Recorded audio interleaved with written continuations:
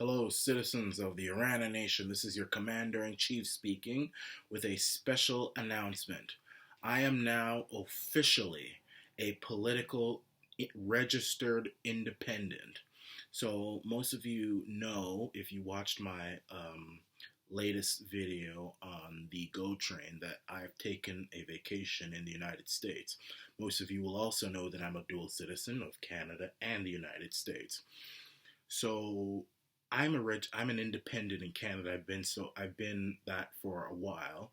I haven't been a member of any political party in Canada for a while. I've now called myself a populist, nationalist revolutionary. I'm not a conservative. I'm not a liberal. I'm not a socialist. Well, in the United States, I was still registered as a Republican, and that sickened me. So I took advantage of my vacation in the United States to change that. I'm now a registered independent. I'm not a Republican, I'm not a Democrat. I am still worldwide known as a populist, nationalist, revolutionary, and I will never ever become a member of any political party again unless I go into politics and I somehow either create my own party or I hijack one of the other parties, one of the main parties, which is most likely more of a sensible plan. Hijack one of the main parties and shape it in a different image. But one of the biggest reasons why I've decided never to be a part of any political party again is because there are many reasons, but one of the biggest reasons is that every party, especially the main parties of the world, are filled with douchebags. Every one of them. Republican Party's filled with its fair share of douchebags, as is the Democrat Party. Even in Canada, the Conservative Party's filled with a few douchebags. The Liberals are filled with douchebags, and the Socialist NDP, they have their share of douchebags.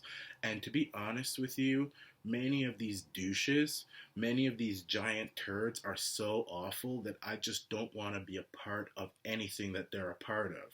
I mean, many of the parties have racists in them. Many of them have people who want to take away freedoms away. I mean, many of these parties are filled with such a-holes. I mean, look at the Democrats and the Republicans. Let's look at America. Both of these parties have their fair share of racist people in them. Both of them, the Democrats and the Republicans. If you look at the Democrats, you've got Al Sharpton, who back in the 80s, he used to be very racist and homophobic, using the word faggot and all that stuff. You've got that senator who was once a member of the Byrd, who was a member of the Ku Klux Klan, and the Democrats elected him many different times. Yeah, he walked that back, but still, I mean, David Duke was also a member of the Ku Klux Klan, and he said he walked it back. I mean, it's the same thing, and he's reviled. Why is a Democrat he known as a hero to Hillary Clinton, but the Republican one, David Duke, is reviled? So you got your fair of douches in the Democrat, and not only racists, but people who are just downright. I mean, Hillary Clinton, who should be in jail. All these people, even the Republicans. I mentioned David Duke, but look at Steve King, an Iowa congressman who has been quoted by the New York Times as saying that white supremacy shouldn't be such a taboo. Now, white supremacy shouldn't be a taboo. I mean, he's walked that back, but these politicians have a habit of saying what's really on their mind and then saying that they've walked it back. They haven't walked anything back. Anybody with a brain would know what's wrong with the word white supremacist. White supremacist is racist, it's disgusting, it's vile. This person should be kicked out of the Congress. And to be honest, and one of the other reasons why I don't want to be a part of any other political party or movement is because when you're a part of these movements, it's almost like people expect you to defend anything that people in that movement do, no matter what, because the main goal is to attack the other person. You can't criticize anyone in your own tent. You're just supposed to attack the other person no matter what, come hell or high water. It doesn't matter if the leader of your party is doing something bad or somebody who belongs to your party is doing something bad. You can't criticize them, otherwise there's something wrong with you. I mean, Donald Trump, I endorsed Donald Trump in 2016, and I'm proud of it. I mean, I still think he's doing a good job overall, but you know what? There are times when I criticize Donald Trump, but it's like I noticed that many of the Trump hoes out there would see the fact that I criticized him, not saying that I don't like him or anything, but I criticized him, and it's like, you, we're just a bunch of brain dead zombies. We drank the Kool-Aid, and what did you do? You just criticize. You just criticize. It's, oh my God. It's like it's annoying. It's weird. It's creepy. And then, I mean, you can even look at the left. Barack Obama. It's like, he becomes the first black president. And just because you have black skin like Obama, even though, he's actually mixed, come on, he's got a white mama. Nobody seems to talk about that. And actually, he was raised by white people, so his soul is probably more white than black.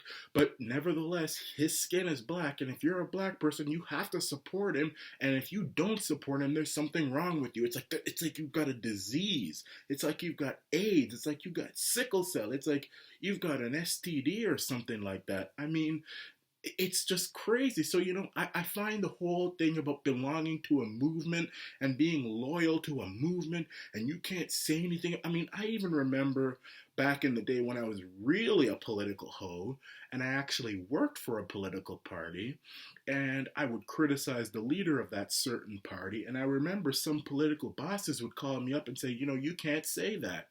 Well, excuse me, I thought I lived in a free country. And now some political boss of a political party is calling me saying, I can't say that. I don't have the right to say that. That sounds like communist China or communist Cuba or North Korea. I thought we weren't supposed to take them as an example. I guess I was wrong about that.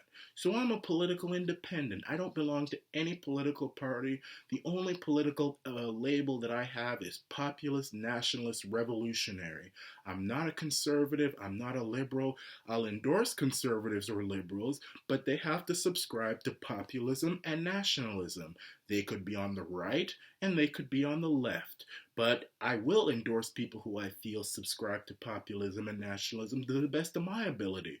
And if it's someone who's on the left, well, hey, you better get over it. And if you don't, well, you can easily unsubscribe.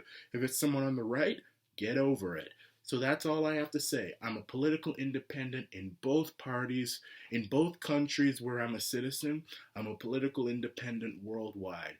That's where I stand, and I'm proud of it. This is the Arana Nation.